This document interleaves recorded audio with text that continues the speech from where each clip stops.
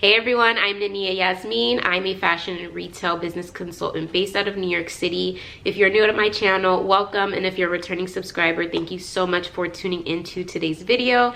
As always, we are going to jump right in because I want to share why I think freelancing is the best online business to start for beginners. If you've clicked this video, I'm sure it's not your first time watching anything on how to build a business or side hustle. However, they're not always beginner friendly. With freelancing, you can get started with little to no money up front, little to no experience, and it doesn't take months and months and months or even years to see success and revenue. So I want to give the definition of freelancing for anyone who may be unfamiliar. I'll go ahead and read that off my phone. Freelancing refers to working independently on a project or a task basis rather than being employed by a single company long term. Freelancers typically offer their services to multiple clients and are hired for specific projects or short-term contracts. So essentially, you're getting paid for the time you're doing a project or service for someone or a business. There are a ton of companies that already exist, and a lot of them aren't at a stage where they're quite ready to bring on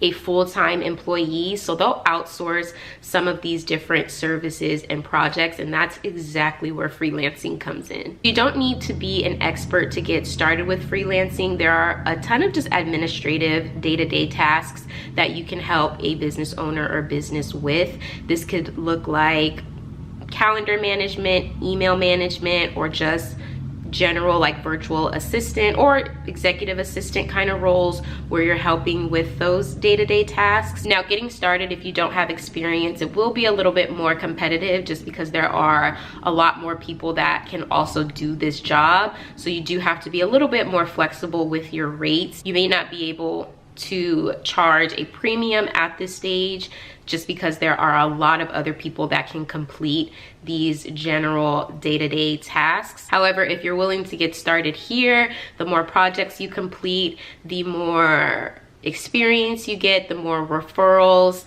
and credibility that you gain as well. You can then kind of figure out what you enjoy, what you're good at, and you can work your way towards a specialty. This is where you can then charge more, and there's probably going to be less competition because not as many people do that. So this could look like graphic design, copywriting, web development, video editing, branding, marketing, social media management. There are a ton of specialties out there as well. I think the best part about freelancing, even if you are starting at the beginner level with no experience and you're doing those day-to-day administrative tasks, you can gain experience and increase your prices a lot quicker than I think you would see promotions and salary increases at a traditional 9-to-5 job. So instead of having to put in years and years and years at a time before you see that promotion or increase in your salary, where you start today could look completely different 6 months to now, and especially 12 months from now. So you can move at your own speed, really, as quickly as you'd like,